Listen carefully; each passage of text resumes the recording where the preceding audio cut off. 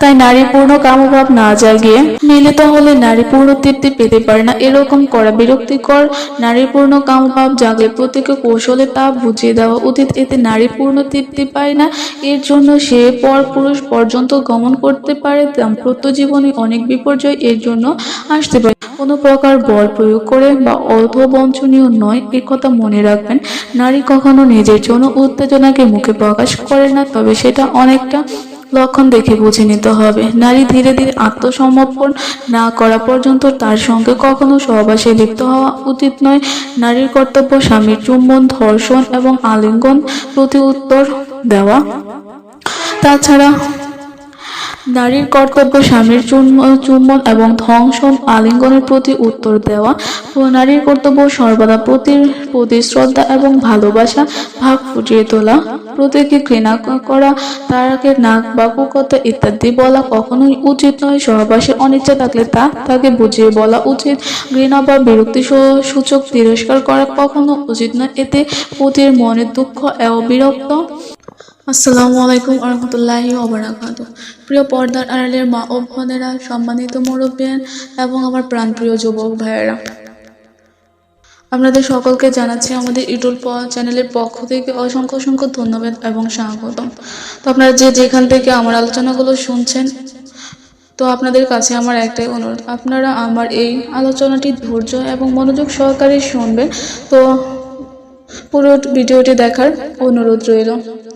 তো আজকের যে বিষয়টি নিয়ে আলোচনা করব, সেই বিষয়টি অত্যন্ত গুরুত্বপূর্ণ বিষয়। আপনার ধৈর্য এবং মনোযোগ সহকারে যদি শুনেন, তাহলে আপনারা দৈনন্দিন জীবনে অনেকটা উপকারী আসবে। তো লজ্জা নয়, জানতে হবে। চলুন, সম্ভোগের আগে স্বামীর কর্তব্য বা সহবাসের আগে স্বামীর কর্তব্য।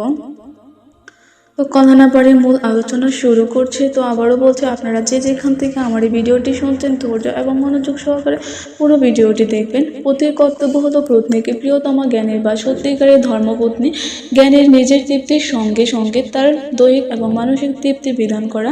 নিজের কামনা এবং পরিতৃপ্তি করার সম্পর্কের একমাত্র লক্ষ্য হওয়া উচিত নয়।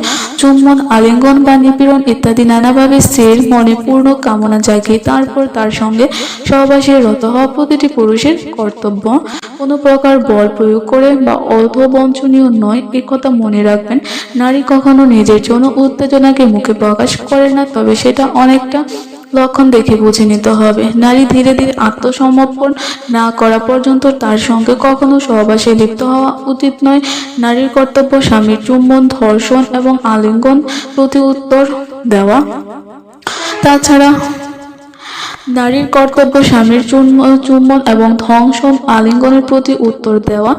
নারীর কর্তব্য সর্বদা প্রতি শ্রদ্ধা এবং ভালোবাসা ভাব ফুটিয়ে তোলা। প্রত্যেকে ঘৃণা করা, তাকে নাক বা কুকথা ইত্যাদি বলা কখনোই উচিত নয়। সহবাসে অনিচ্ছা থাকলে তাকে বুঝিয়ে বলা উচিত। ঘৃণা বা বিরক্তি সূচক তিরস্কার করা কখনো উচিত নয়, এতে পতির মনে দুঃখ এবং বিরক্ত জাগতে পারে। নারীর উত্তেজনা ধীরে ধীরে আসে, আবার তা ধীরে ধীরে তৃপ্ত হয়। পুরুষের উত্তেজনা আসে আকর্ষক, আবার তা আকর্ষক শেষও হয়। তাই নারী পূর্ণ কামভাব না জাগিয়ে মিলিত হলে নারী পূর্ণ তৃপ্তি পেতে পারে না, এরকম করা বিরক্তিকর।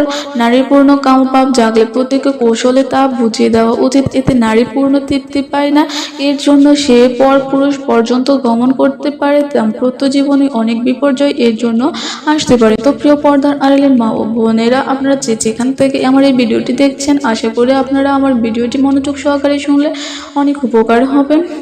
তো তাছাড়া আপনারা যারা এখনো আমার এই চ্যানেলটিকে সাবস্ক্রাইব করেনি, দ্রুত আমার এই চ্যানেলটিকে সাবস্ক্রাইব করে দিবেন। আর যারা অলরেডি সাবস্ক্রাইব করে দিয়েছেন, তাদেরকে অসংখ্য অসংখ্য ধন্যবাদ জানাচ্ছি। তো আজকের মতো এখানে আলোচনা শেষ করলাম। আসসালামু আলাইকুম রহমতুল্লাহি ওয়া বারাকাতুহু।